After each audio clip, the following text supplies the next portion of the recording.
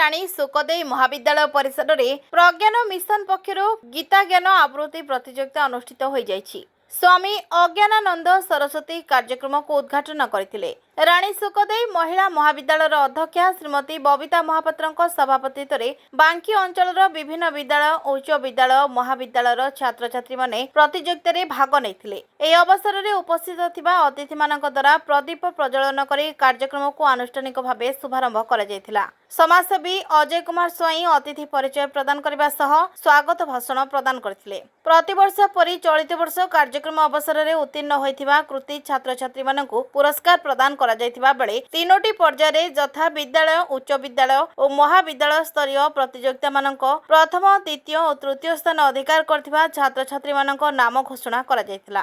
बांकीरू आनंद स्वाईंक report UTV समाचार।